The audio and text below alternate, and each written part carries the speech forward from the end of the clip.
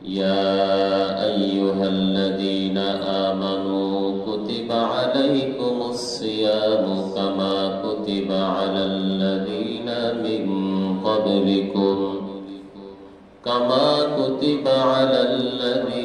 من قبلكم لعلكم تتقون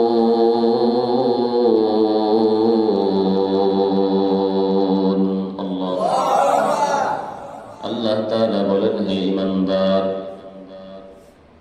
হে ঈমানদারের দল, আমি আল্লাহ তোমাদের উপরে পবিত্র মাহে রমজানের রোজাকে ফরজ করেছি।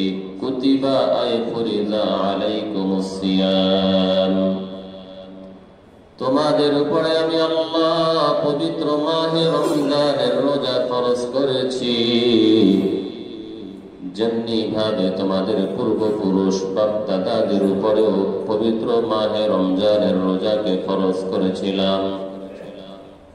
বান্দা যদি বলে, আল্লাহ কেন আপনি আমাদের উপরে রোজা এই সিয়াম সাধনাকে ফরজ করেছেন, আল্লাহ তাআলা সাথে সাথে জবাব দিয়ে দেয়, বান্দা লাআল্লাকুম তাত্তাকুন, আমি আল্লাহ এজন্য রোজাকে ফরজ করেছি যাতে করে তোমরা তাকওয়াওয়ালা মুত্তাকি পরহেজগার আল্লাহর ওয়ালি হয়ে যেতে পারো। তাত্তাকুন, মুত্তাকি হওয়ার জন্য আমি আল্লাহ তোমাদের উপরে রোজা ফরজ করেছি। কেন বান্দা তাকওয়াওয়ালা হতে পারবে না? কারণ আমার আল্লাহ পবিত্র মাহে রমজানে পয়গম্বর বলেন, এরে উম্মতের দল,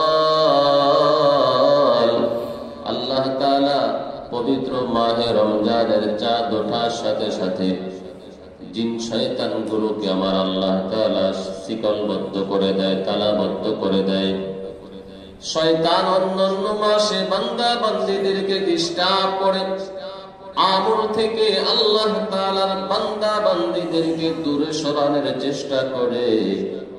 ওই শয়তানগুলো যেন মাহে রমজানে আল্লাহ তাআলার বান্দা বান্দীদেরকে ডিস্টার্ব করতে না পারে, এজন্য আমার আল্লাহ রমজানের চাঁদ ওঠার সাথে সাথে ওই শয়তানদেরকে আমার আল্লাহ শিকলবদ্ধ করে দেয়। আমার আল্লাহ তার রহমতের সব দরজাগুলো খুলে দেয়। এজন্য বান্দা, কেন তুমি তাকওয়া অর্জন করতে পারবে না? কেন তোমরা আল্লাহ ওয়ালা হতে পারবে না? আমার আল্লাহ তো মাহে রমজানের সব রহমতের দরজাগুলো খুলে দেয়। আল্লাহ তাআলা বলেন, লাআল্লাকুম তাত্তাকুন। নামাজ আল্লাহ তাআলার ইবাদত, হজ আল্লাহ তাআলার ইবাদত, কুরবানি আল্লাহ তাআলার ইবাদত, যাকাত আল্লাহ তাআলার ইবাদত।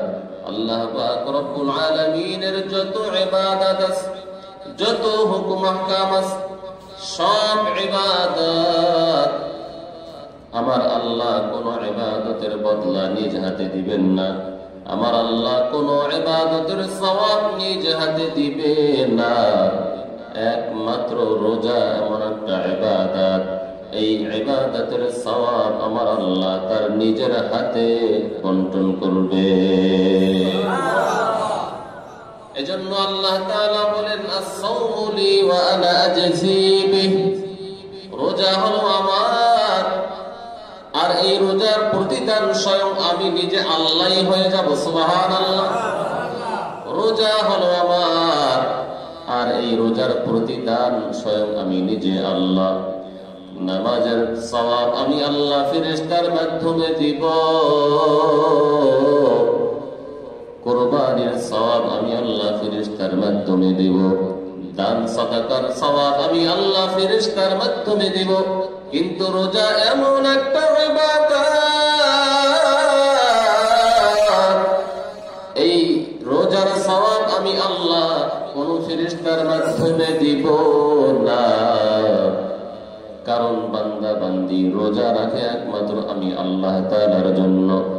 নামাজের ভিতরে নামাজ আদায় করলে মানুষ দেখানোর সম্ভাবনা আছে, কুরবানি করলে করনেওয়ালা কুরবানি করে মানুষ দেখাতে নিয়ে আসার সম্ভাবনা আছে, হজ করে যাকাত দেয়, যত রকমের আমল আছে সব কিছুর মধ্যে রিয়ার সম্ভাবনা আছে, মানুষ দেখানোর সুযোগ আছে।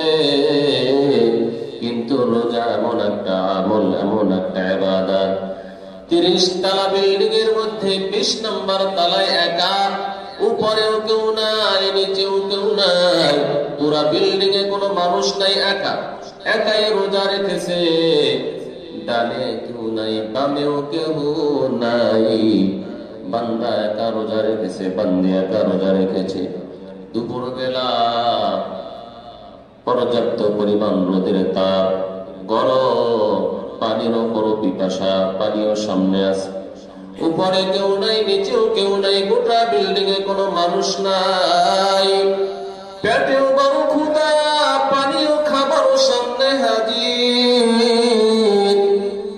এরপরে ওই বান্দা বান্দি পানি মুখে দেয় না, পৃথিবীর কেউ দেখবে না, বলে পৃথিবীর কেউ না দেখলো যেহেতু রোজাটা রেখেছি আল্লাহ তাআলার সন্তুষ্টির জন্য, একমাত্র আল্লাহ তো দেখবে। ওই বান্দা বান্দি যারা রোজা রাখে, কেউ যদি না দেখে, এরপরেও কোন রোজাদার দুপুর বেলা ক্ষুধা লাগলে পানি মুখে দেয় না, খাবার মুখে দেয় না, তার মানে খাবার সামনে নাই এমনটা না, খাবারও সামনে আছে, কেউ দেখবে না এমনও কোনো ভয় নাই, কেউ দেখবে না, খাবারও সামনে আছে, এরপরেও বান্দা বান্দি খাবার মুখে দেয় না। আমার আল্লাহ বলে ওই বান্দা বান্দি একমাত্র আমার জন্য রোজা রেখেছে, আমি আল্লাহ তাআলাকে পাওয়ার জন্য রোজা রেখেছি। নামাজ পড়ে মানুষ দেখে, হজ করে মানুষ দেখে, কুরবানি করে ভেজাল থাকতে পারে, কিন্তু রোজা এমন একটা আমল, এমন একটা ইবাদত, ওই বান্দা পৃথিবীর কেউ যদি না দেখে, একমাত্র আমার ভয়ে সন্ধ্যা পর্যন্ত খানা লইয়া সামনে হাতে নাড়তে থাকে, লড়াচাড়া করে, সুস্বাদু খাবার, পেটেও ক্ষুধা, এক লোকমা খাবার আজানের 1 মিনিট আগেও মুখে দেয় না। ও দুনিয়ার মানুষ, আমার আল্লাহ জানায় দেয় যেহেতু এই বান্দা আমার জন্যই, আমার ভয় সে খানা মুখে দেয় না, আমাকে খুশি করার জন্যই খানা মুখে দেয় না, আমাকে পাওয়ার জন্যই সে রোজা রাখতেছে। ও পয়গম্বর, উম্মতদেরকে জানায়া দেন যেহেতু বান্দা বান্দিগুলো আমাকে পাওয়ার জন্য এত কষ্ট, এর প্রতিদান ফেরেশতার মাধ্যমে দিলে হবে না, এর প্রতিদান স্বয়ং আমি আল্লাহ আমার নিজ কুদরতি হাতে আমি দিয়ে দিব। আল্লাহ আল্লাহ ক্যা মুবারক নাম হ্যায়, আল্লাহ আল্লাহ ক্যা মুবারক শান হ্যায়, আল্লাহ আল্লাহ ইস শিরিনিস্তু নাম, শির শাকর বিকুনদ জানম তামাম। আল্লাহ তাআলা চায় বান্দা বান্দিকে রোজার মাধ্যমে মুত্তাকি বানানোর জন্য।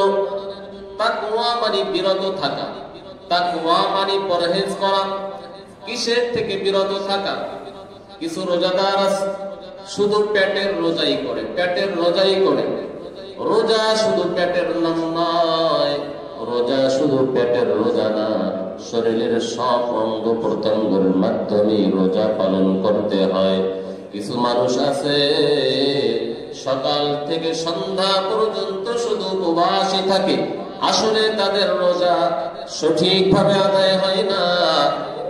আল্লাহ তাআলা চায় লাআল্লাকুম তাত্তাকুন, আল্লাহ তাআলা চায় বান্দা বান্দীদেরকে মুত্তাকি বানানোর জন্য। তাকওয়া মানে হলো বিরত থাকা, বিরত থাকা, সমস্ত গুনাহের কাছ থেকে বিরত থাকা। এজন্য মুফাসসিরিনে কেরাম বলেন রোজা এমন একটা ইবাদত, শুধু উপবাস থাকার নাম রোজা না।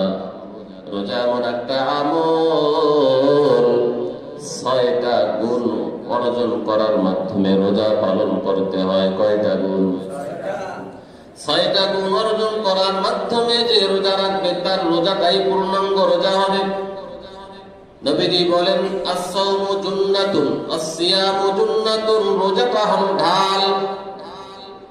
ঢাল যদি ভালো থাকে, ঢাল যদি পিওর থাকে, আস্থা থাকে, ওটা দিয়ে সামনে অগ্রসর হওয়া যায়, শত্রুর মোকাবেলায় সামনে আগানো যায়।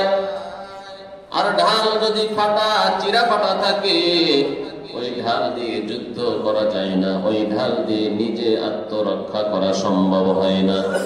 আল্লাহর নবী বলে, রোজাটা হলো ঢাল। এই রোজা তোমাকে জাহান্নামের আগুন থেকে মুক্তি দিবে। এই রোজাটা হলো ঢাল। ঢাল যদি চিরা ফাটা থাকে তাহলে এর দ্বারা তুমি সামনে আগাতে পারবে না রে মুমিন। এর দ্বারা তোমাকে জাহান্নাম থেকে মুক্তি দিবে না। এই ঢাল যদি ঠিক থাকে তাহলে তুমি মুক্তির পথে যাইবা। এই ঢালটা তোমাকে ঠিক করতে হবে। এজন্য রোজা হলো ঢাল। চিরা ফাটা যদি হয় তাহলে রোজাটা সুন্দর হবে না।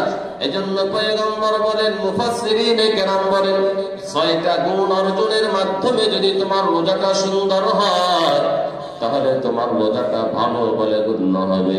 আর রোজাদারের মধ্যে যদি 6টা গুণ পাওয়া না যায়, শুধু দিনভর উপবাস থাকতে পারবা, নিজে কষ্টই করতে পারবা, তোমার রোজাটা মালিকের দরবারে কবুল হবে না। 1 নাম্বার গুণ হলো রোজাদারের, রোজা রেখেছো তুমি, সেহারি খেয়েছো, সেহারি খাওয়ার পর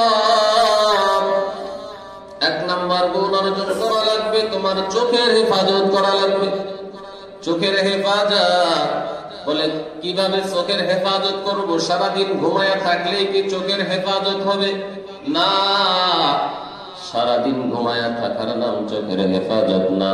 হ্যাঁ, আপনি যদি সারাদিন ঘুমায়া কাটাইতে পারেন তো ভালো, তো চোখের তো একটা হেফাজত হয়ে গেল। চোখের হেফাজত,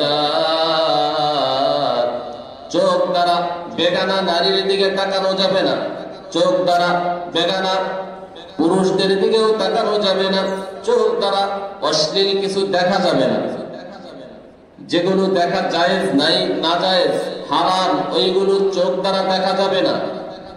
মোবাইলের মাধ্যমে নাচ গান এই চোখ দিয়ে দেখা যাবে না।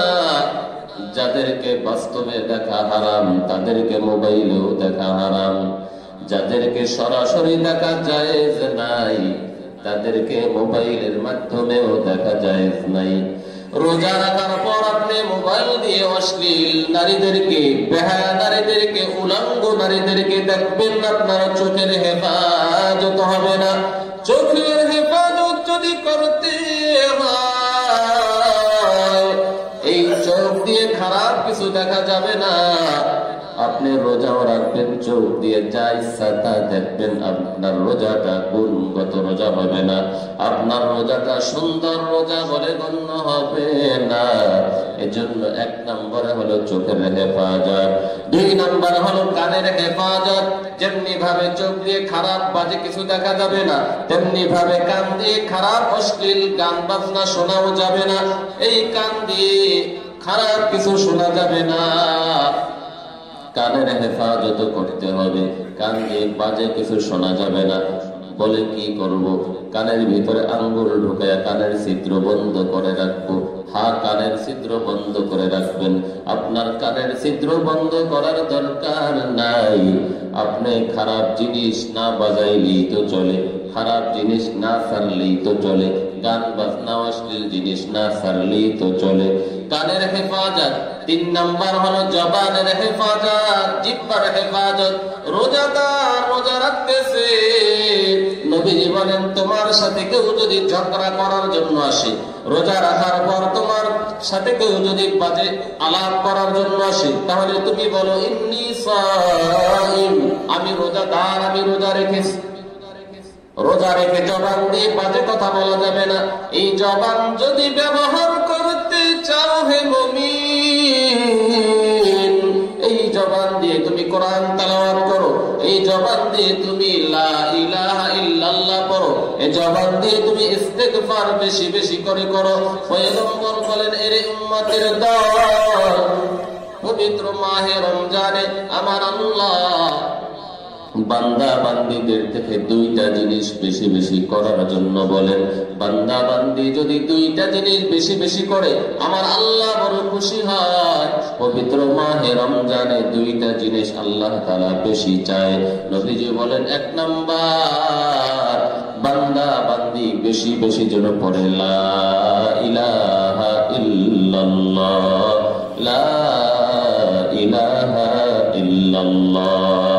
রমজানে রোজা রাখার পর বান্দা বান্দী যদি বেশি বেশি কালিমায়ে তাইয়্যিবা পড়ে আমার আল্লাহ বড় খুশি হয়। দুই নাম্বার হলো ইস্তিগফার করবে, আস্তাগফিরুল্লাহ আস্তাগফিরুল্লাহ আস্তাগফিরুল্লাহাল আযীম আস্তাগফিরুল্লাহাল আযীম আস্তাগফিরুল্লাহাল আযীম আল্লাযী লা ইলাহা ইল্লা হুয়াল হাইয়ুল কাইয়্যুম ওয়া আতুবু ইলাইহি। আমার নবী কয়, আমার আল্লাহ এই দুইটা জিনিসের মাধ্যমে বান্দা বান্দির উপর বেশি খুশি হয়। এক নম্বরে কালিমায়ে তাইয়্যিবা, দুই নম্বরে বেশি বেশি ইস্তিগফার করা।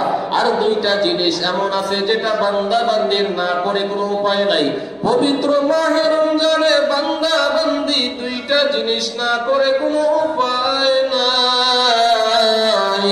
এক নাম্বার হলো আল্লাহ তাআলার কাছে জান্নাত চাবে। আল্লাহুম্মা ইন্না নাসআলুকাল জান্নাহ, বান্দা মালিকের কাছে জান্নাত চাবে, আল্লাহ আমাকে জান্নাতের মেহমান বানায়া দাও, আয় আল্লাহ আমাকে জান্নাতের মালিক বানায়া দাও। এটা না চাই কোনো উপায় আসেনি। বান্দা আল্লাহ তাআলার কাছে জান্নাত চাবে পবিত্র মাহে রমজানে বেশি। আর একটা জিনিস চাবে যেটা না চেয়ে কোনো উপায় নাই। দুই নাম্বার হলো ওয়া নাউযু বিকা মিনান নার, আয় আল্লাহ আমাকে জাহান্নামের আগুন থেকে মুক্তির ব্যবস্থা করে দেন, আয় আল্লাহ আমাকে জাহান্নাম থেকে মুক্তি দিয়ে দেন। এটা না চাইও বান্দার কোনো উপায় নাই।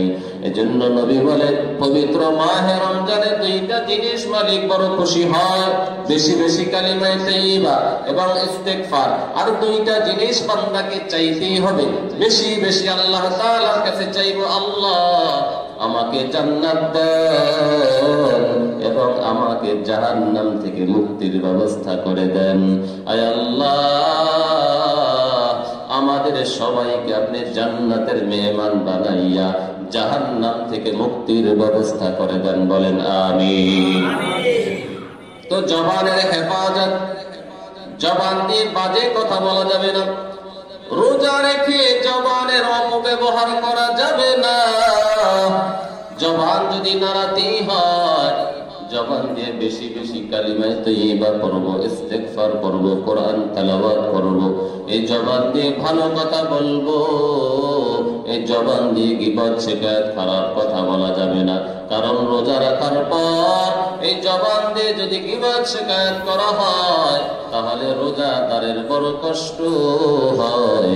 আল্লাহর নবী পয়গম্বর হাদিসের মধ্যে বলেন, রাসূলের জামানায় দুইজন নারী রোজা রেখেছেন, রোজা রাখার পর অনেক কষ্ট হচ্ছে, রোজা রেখেছে, রোজা রাখার পর অনেক কষ্ট হইতেছে, অস্থির অস্থির ভাব।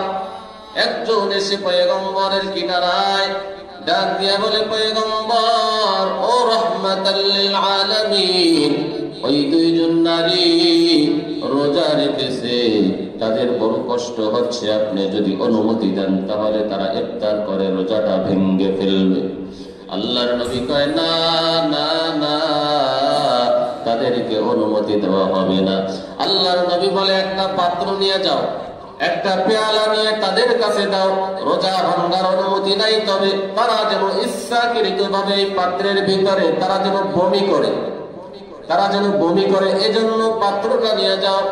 আল্লাহর গোলাম ওই নারীর কাছে পাত্র নিয়ে যখন যায়, বলা হয়, পয়গম্বর তোমাদেরকে ইচ্ছাকৃত ভাবে পাত্রের ভিতরে বমি করার জন্য বলেছেন। এবার নারী দুজন ইচ্ছাকৃত গলার ভিতরে হাত দিয়া পাত্রের মধ্যে বমি করলেন। বমি করার পর সাহাবায়ে কেরাম তাকায় দেখে বমির সাথে তো খানা পিনা বের হওয়ার কথা, পেয়ালার মধ্যে বমির সাথে খানা পিনা বের হয় নাই, তাজা রক্ত এবং কাঁচা তাজা গোশত পেয়ালার মধ্যে বের হয়েছে। বলেন নাউযুবিল্লাহ। ওই নারী দুজন আশ্চর্য হয়ে গেলেন, অবাক হয়ে গেলেন। সাহাবায়ে কেরাম অবাক, কি ব্যাপার, আজকে তো সাহারিতে আমরা গোশত খাই নাই, রক্ত জাতীয় কিছু খাই নাই, কেন বমির সাথে তাজা রক্ত তাজা গোশত বের হলো, কি ব্যাপার জানি না। ওই পেয়ালা নিয়ে পয়গম্বরের কিনারায় হাজির।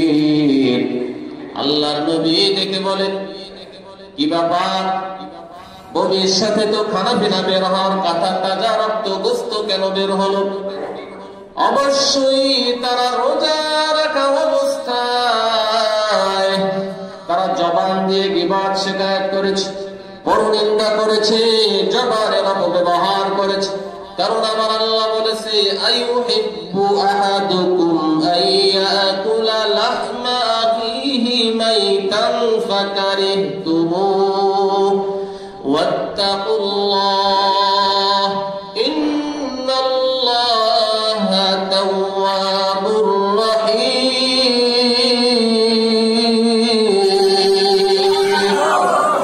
আমার আল্লাহ বলেছে, তোমরা যদি একে অপরের গীবত শিকায়ত করো, তাহলে তোমরা যেন ভাইয়ের গীবত করো নাই, তুমি যেন তোমার ভাইয়ের শরীরের তাজা গোশত তুমি চিবিয়ে খেয়েছো। বলেন নাউযুবিল্লাহ।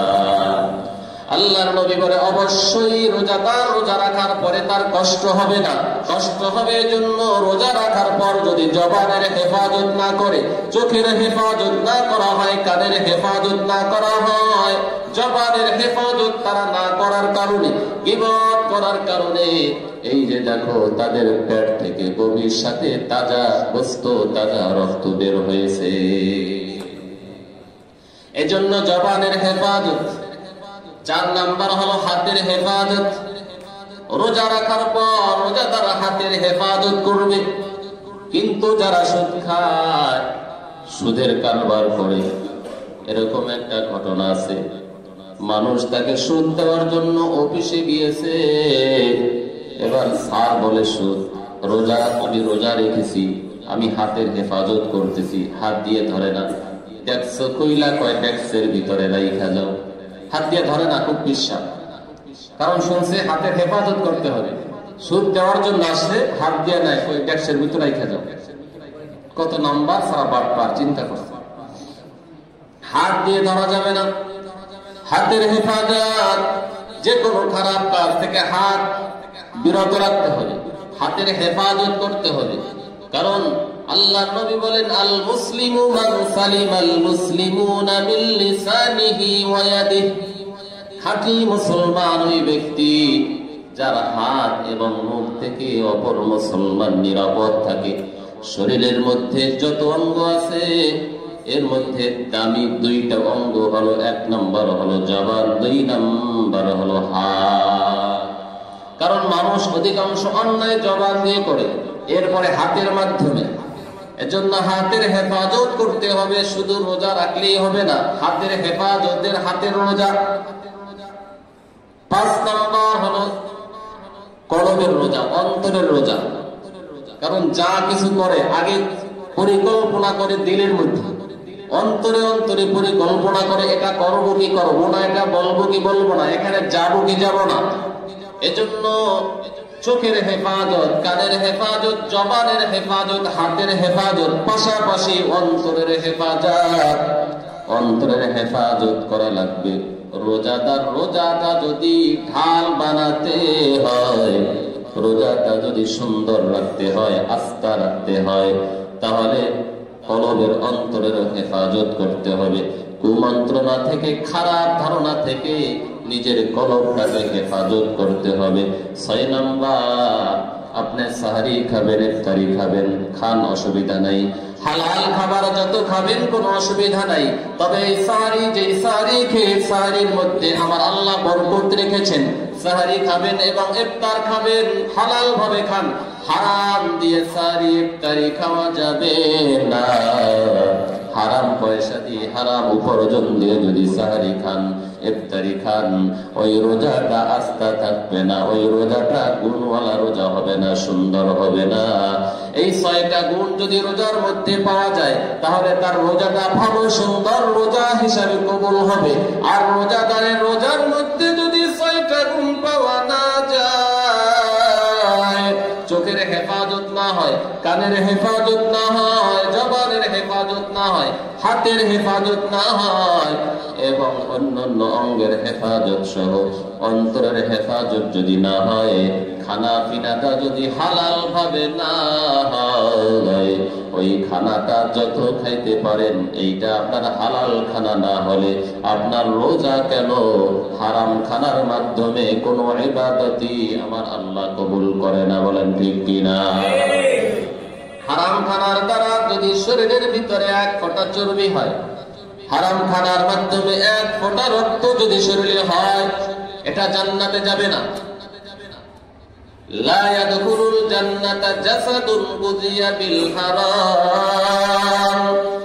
আমার নবী কয়, এর উম্মতের দল, ওই শরীর জান্নাতে যাবে না যেই শরীরের রক্ত মাংস অর্জিত হয়েছে হারাম খানার মাধ্যমে। লা ইয়াদখুলুল জান্নাতা জাসাদুন গুযিয়া বিল হারাম। যে শরীর অর্জিত হয়েছে, যে শরীর গঠন হয়েছে হারাম উপার্জনের মাধ্যমে, ওই শরীর জান্নাতে যাবে না। তো কোথায় যাবে? কথা কন, কই যাইব?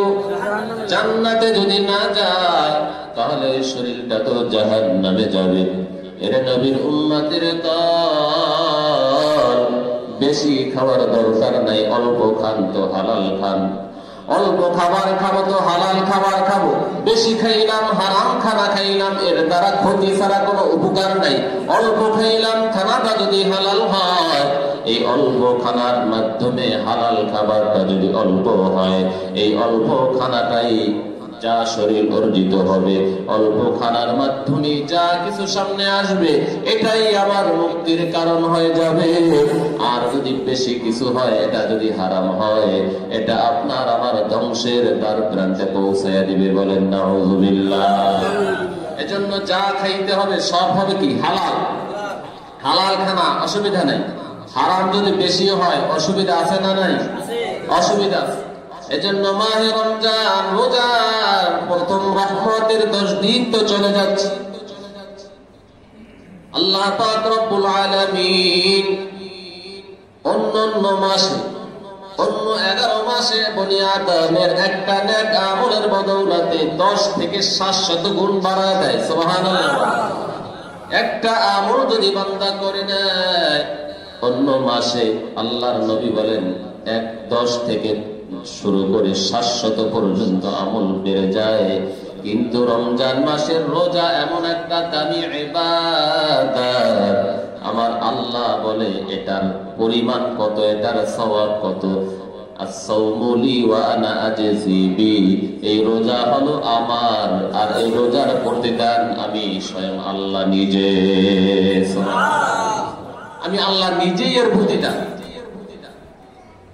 এজন্য রোজাদারের জন্য 2টা আনন্দ হবে, 2টা খুশি। 1 নাম্বার খুশি হলো রোজাদার যখন ইফতারের সামনে নিয়ে নাড়াচাড়া করে, ইফতারের সামনে নিয়ে নাড়াচাড়া করতে থাকে। কত 10-20 রকমের আইটেমের খাবার 10টা প্লেটের সামনে রাখলে ইফতারের সামনে রোজাদার মনে হয় সব আমার একারই লাগবে। এতগুলো মানুষ কে জন্য বসছে? 10 প্লেট তো আমার একারই দরকার। কিন্তু বান্দা আজান হওয়ার সাথে সাথে যখন পানিটা মুখে দেয় বা একটা খেজুর মুখে দেয়, মনে হয় যেন সারা দিনের সব খিদা আধা গ্লাস পানির মাধ্যমে মিটে গিয়েছে। ঠিক কিনা বলে? শুরু করার আগে সব খানা মনে হয় একার লাগবে, কিন্তু খেজুরটা মুখে দেওয়ার সাথে সাথে সব ক্ষুধা নিবারণ হয়ে যায়। সুবহানাল্লাহ বলেন। খানা নিয়ে সামনে নাড়াচাড়া করে কত আনন্দ! এই আনন্দ অন্য কোন সময় পাওয়া যায় না। রোজাদার রোজা রাখার পর এই আনন্দটাই পাওয়া যায়, রোজাদার এই আনন্দটাই পায়। আর যারা রোজা না রাখা কয় রোজা রাখতে পারি নাই তো কি হয়েছে, ইফতারি তো খাইতে পারবো, এমনও কিছু মানুষ আছে রোজা রাখে না ইফতারির সময় সবার সামনে সবার আগে আইসা বসে। আসলে এরা ইফতারি খায় ঠিক, কিন্তু ইফতারের যে আনন্দ, যে স্বাদ, যে মজা, এটা তারা পায় না, কারণ সে তো রোজা রাখে নাই। পাবে কিভাবে?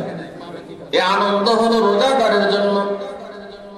খাইবেন আপনি, ইফতারি খান, নিষেধ নাই, রোজাদারের চাইতে আরো বেশি খান, আসলে তো বেশি খায়।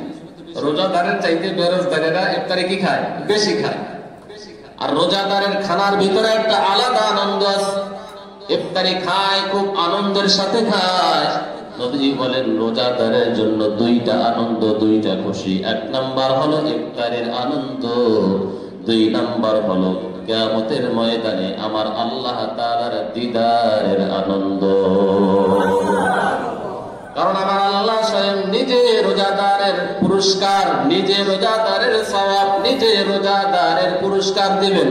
এটা কিয়ামতের ময়দানে রোজাদারের জন্য বিশেষ আলাদা একটা আনন্দ, আলাদা একটা পুরস্কার। এজন্য রোজা রাখতে হবে সুন্দরভাবে। ইফতারি, ইফতার খাবো, ইফতার খাওয়া ভালো, সুন্নাত। ইফতারি করা, সাহারি করা সুন্নাত। সাহারির ভিতরে আল্লাহ তাআলা বরকত রেখেছেন। অল্প হইলেও সাহারি খান। অনেকে সাহারি না খায় রোজা রাখে, আবার অনেকে সাহারি খাইতে পারে না। সাহারি না খাইছেন অসুবিধা নাই, ঘুমের কারণে খেতে পারেন নাই, আপনার রোজা হয়ে যাবে, কিন্তু সাহারি খাওয়া সুন্নাত। সাহারির ভিতরে আল্লাহ তাআলা বরকত রেখেছেন। ইফতারি করব, ইফতারিও সুন্নাত। ইফতারি আযানের সাথে সাথে দেরি না করা। বাড়ি ঘরে অনেক মা বোনের আছেন ইফতারি করে ঘরের কাজ কাম করতেছে, ঘরওয়ালাদের জন্য ইফতারি গুছাইয়া এরপরে সে তার কাজে লিপ্ত। আযান হয়ে গেছে, 5 মিনিট 7 মিনিট হয়ে গেছে, এরপর ইফতারি করে না, এটা নিষেধ, সুন্নাতের খেলাফ। আযান হয়েছে আগে ইফতারি করে নেন, এক গ্লাস পানি হইল আগে ইফতারি খেয়ে নেন, এরপর বাকি কাজ করেন। সাহারি একটু শেষের দিকে খাওয়া সুন্নাত। অনেকে সাহারি খায় 1টা বাজে, খেয়ে ঘুমিয়ে যায়, আর খায় না। যদিও এখন আর এরকম লোক কম আছে, এক সময় খাইতো 12টা বাজে সাহারি খেয়ে ঘুমিয়ে পড়ে। জাগতে পারি কি পারি না জানি না, 12টার সময় 1টার সময় খেয়ে ঘুমিয়ে থাকতো না। আল্লাহ তাআলা আপনার রোজা আপনাকে কষ্ট দেওয়ার উদ্দেশ্য না, রোজা হলো আপনাকে তাকওয়া, আল্লাহ ওয়ালা বানানোর জন্য, গুনাহ থেকে বাঁচানোর জন্য। তো আপনি যদি 12টা বাজে সাহারি খেয়ে ঘুমিয়ে যান তো আপনার তো কষ্ট হবে। আল্লাহ তো আপনাকে কষ্ট দিতে চান। লা ইউকাল্লিফুল্লাহু নাফসান ইল্লা উসআহা লাহা মা কাসাবাত ওয়া আলাইহা মাকতাসাবাত। আল্লাহ তাআলা বান্দার কোনো কষ্ট চায় না, বান্দাকে আল্লাহ তাআলা কষ্ট দিতে চায় না। আমার আল্লাহ এমন কোন আইন বান্দার উপরে করে নাই যে ইবাদত, যে আমলটা করলে বান্দার কষ্ট হবে। আল্লাহ তাআলা বান্দার কষ্ট চান না, আল্লাহ তাআলা বান্দার কঠিন চান না। আল্লাহ তাআলা চায় বান্দাকে সহজভাবে জান্নাতের মেহমান বানায় দিবে। আল্লাহ চায় সহজভাবে মেহমান বানায়। কিন্তু ইফতারি খাইতে যাইয়া, সাহারি খেতে যাইয়া এমন ভাবে খাওয়া যাবে না যাতে করে শরীরের আবার কষ্ট হয়। কারণ কম খাইলে কষ্ট হয় না, বেশি খাইলে কষ্ট হয়। কি কথা কন ঠিক না? অনেক সময় দেখেন এমন খাওয়া খাইছে গলা পর্যন্ত উঠছে, এরপর শ্বাস করতেও কষ্ট, বসার থেকে উঠতেও কষ্ট হয়। এমন খানা খাইতে নিষেধ করা হয়েছে। কম খাইলে মানুষ মরে না, বেশি খাইলে মরে। কম খাইলে ক্ষতি হয় না, বেশি খাইলে ক্ষতি হয়। এজন্য শরীরের দিকে লক্ষ্য রেখে খেতে হবে। কিছু মানুষ আছে এমন আয়োজন করে নিজে ভরপুর খায়, 10-20 পদের খানা, 20-30 পদের ফল ফ্রুট, 2-4টা খেয়ে এরপরে খেতে পারে না, এরপরে সব ফলায় না। কাটা ফল পরের দিন আর চলবে না, এরপরে ফলায় দেওয়া হয়। অথচ তার পাশের ঘরের গরিব মানুষ ভালো একটা ফল খেতে পারে না, আছে না নাই? আপনি ভালো দারো খাবার খেলেন, রমজান মাস পাইয়া আপনি অপচয় করলেন। 10 পদের ফলের আয়োজন করেছেন, আপনার পাশের ঘরের ভাতিজা, আপনার বোন, আপনার ভাগ্নি, আপনার ভাই, তারা তো একটা ফলের উপযুক্ত হতে পারে নাই, আর আপনি ফল এত বাজে পদের, এত 10-20 পদের আয়োজন করেন, পরে না খাইতে পেরে ফালাইয়া দেন। কিন্তু আপনার পড়শি, আপনার প্রতিবেশী যে খেয়ে আছে না খেয়ে আছে, তার খবর আপনি নিলেন না। এটার হিসাব আল্লাহ তাআলার কাছে দেওয়া লাগবে।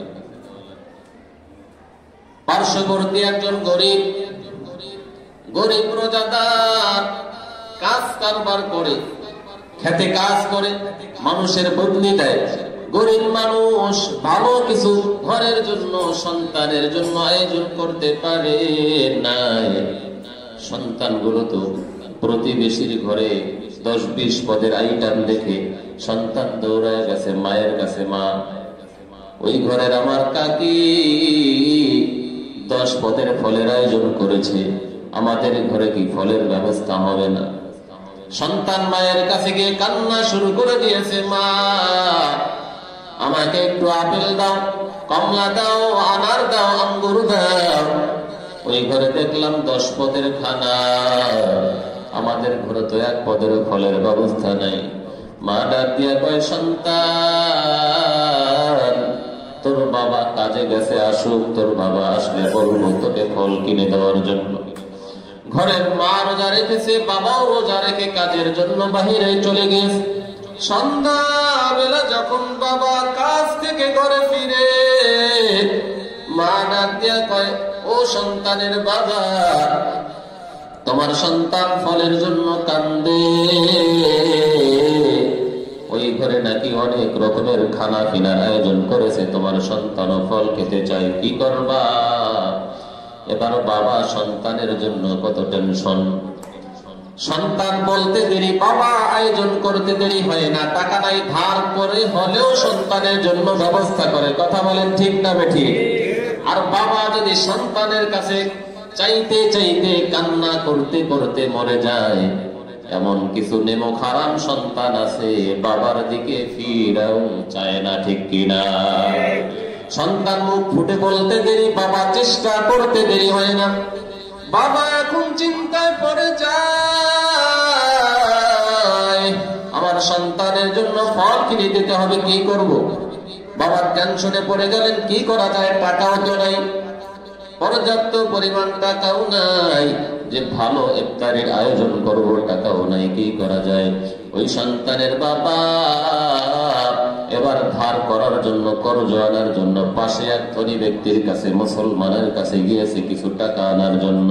গিয়ে বলে, ও ভাই, আমাকে কিছু ধার দিবানি, কর্জ দিবানি, আমি ভালো কিছু আয়োজন করব, সন্তানগুলো কষ্ট করতেছে, আমার সন্তান, আমার স্ত্রী ভালো খাবার খাইতে পারে না, তুমি যদি আমাকে কিছু টাকা ধার দাও তো আমি তোমাকে পরে দিয়ে দিব, এ দিয়ে আমি ঘরে ভালো রকমের ইফতারের আয়োজন করব, ভালো সাহারির আয়োজন করব। ওই ধনী মুসলমান ডাক দিয়া কয়, না, তোমাকে দেওয়া যাবে না, ধার দিতে পারবো না, দেওয়া যাবে না। তাকে কালা কথা বলিয়া তারা দেয়, মনটা খারাপ করিয়া বাড়ির দিকে রওনা। পথি মধ্যে একজন আল্লাহর গোলাম সাক্ষাৎ, মানুষটা অমুসলিমের সাথে সাক্ষাৎ, মনটা খারাপ দেখিয়া ডাক দিয়া, ভাই কি হয়েছে বলো? বলে, কিছুই হয় না, তুমি তো অমুসলিম, তোমার কাছে বলে আমার কি লাভ? বলতে চাই না, অনেক বলা বলির পর ডাক দিয়া কয়, ভাই আমরা তো মুসলমান, আমরা রোজা রেখেছি, কিন্তু গরিব হওয়ার কারণে ঘরে ভালো ইফতারির আয়োজন করতে পারি না, ঘরে ভালো সাহারির আয়োজন করতে পারি নাই, সন্তানগুলো ভালো খাবারের জন্য কান্না করতেছে। পার্শ্ববর্তী ওই ধনী ব্যক্তির কাছে গিয়েছিলাম কিছু টাকা ধার আনার জন্য, সে আমাকে তাড়িয়ে দিয়েছে, দিবে না, কিন্তু আপনি তো মুসলিম, আপনার কাছে বলে আমার লাভটা কি? এবার ওই অমুসলিম আল্লাহর গোলাম এই কথা শুনিয়া তার মনটা দুর্বল হয়ে যায়। ডাক দিয়া কয়, ভাই যদিও আমি অমুসলিম, কিন্তু তুমি যে কথা বলেছ আমার মনটা বড় কষ্ট। তোমার ভাই মুসলমান, তোমাকে ধার দেয় নাই, টাকা দেয় নাই, কর্জ দেয় নাই ভালো খাবারের জন্য। যদিও আমি মুসলমান না, নাও তোমাকে আমি এই টাকাগুলো দিলাম, এর দ্বারা তুমি ঘরে ভালো ইফতারের আয়োজন করে নাও। ওই আল্লাহর গোলাম অমুসলিম তাকে কিছু টাকা দিয়া বললেন, তুমি পারলে আমাকে দিও, না পারলে তোমার দেওয়ার দরকার নাই। তুমি পারলে এই টাকা পরিশোধ করবা, না পারলে আমার তোমার উপরে কোনো দাবি নাই, আমি দিয়া দিলাম, যাও। এবার ওই টাকা দিয়া রোজাদার গরিব মানুষ ঘরের ভিতরে ভালো ইফতারের আয়োজন, ভালো খানা পিনার আয়োজন। রাত্রে গভীরে যখন ঘুমানোর পর স্বপ্নের মাধ্যমে ওই গরিব রোজাদার দেখে হাসরের ময়দান কায়েম হয়ে গেছে। হাসরের ময়দান, চতুর্দিকে হাসরের ময়দান, সূর্যটা মাথার উপরে, মানুষগুলো ছোটাছুটি করতেছে, জমিনটা তামা হয়ে গেছে, কোনো কিছুই দেখা যায় না। তাকায় দেখে হাসরের ময়দানে মাঝখানে একটা ঘর দেখা যায়, সুন্দর একটা ঘর দেখা যায়। ওই ঘরের কিনারায় হাউ করে ঘরের কিনারায় গেলাম। ঘরের কিনারা যাইয়া দেখি ঘরের দরওয়াজার সামনে লেখা, ঘরের দরওয়াজা আটকানো, ঢোকার কোনো ব্যবস্থা নাই। এবার তাকায় দেখে ঘরটা কার, ঘরের সামনে লেখা ঘরটা হলো ওই ব্যক্তি, যেই ব্যক্তি গরিব রোজাদারের জন্য ইফতারের ব্যবস্থা করার জন্য তাকে টাকা ধার দিয়েছে। এই ঘরটা হলো ওই ব্যক্তির। ঘুম ভেঙে গেল, হঠাৎ করে টেনশনে পড়ে গেল, কি দেখলাম সকালবেলা ঘুম থেকে উঠিয়া ওই অমুসলিম ব্যক্তির কিনারায় যাইয়া বলে, ভাই তোমার টাকাটা ফেরত দেওয়ার জন্য আমি এসেছি, তোমার টাকাটা ফেরত দেব না। ওই ধনী ব্যক্তি যে প্রথমবারের মতো তাকে টাকা দিতে স্বীকার করেছে, প্রথম সে স্বপ্নে দেখেছে, স্বপ্নে দেখিয়া এবার সকালবেলা উঠে তাকে টাকা দেওয়ার জন্য ধনী ব্যক্তিকে, ওই গরিব রোজাদার ব্যক্তিকে ধনী ব্যক্তি টাকা দেওয়ার জন্য চলে গেছে। না, আমি তোমাকে টাকা দিব। স্বপ্নে দেখছে, এখন টাকা দেওয়ার জন্য ব্যস্ত হয়ে গেছে, কয় না আমার টাকা হয়ে গেছে। এবার তার টাকা কার কাছ থেকে নিয়েছো, বলে ওই অমুসলিম ব্যক্তির কাছ থেকে গেছে, টাকা নিয়ে তার কাছে বলে, নাও তুমি তো মুসলিম, তোমার টাকা তুমি ফেরত নাও, আমার মুসলমান ভাইকে তুমি টাকা ধার দিয়েছো, নাও তোমার টাকা তুমি ফেরত নাও। এবার অমুসলিম ডাক দিয়ে কয়, রে ভাই আমাকে অমুসলিম বলবা না, আমাকে আর অমুসলিম বলবা না, আমি তাকে টাকা দিয়েছি, নেওয়ার জন্য দেই নাই, দাবি ছেড়েই আমি দিয়েছিলাম। আমাকে অমুসলিম বলে কোনো লাভ নাই, কারণ আজকে রাত্রে আমিও স্বপ্নে দেখেছি আমার ঘুমের ঘরে কে যেন আমার ঘুমের থেকে আমাকে জাগাইয়া এত সুন্দর একটা মানুষ আমার ঘরে ঢুকেছে। ঢোকার সাথে সাথে আমার ঘরটা নূরে মুনাওয়ার হয়ে গেছে, আমার ঘরে ঢোকার সাথে সাথে ঘরটা আলো হয়ে গেছে।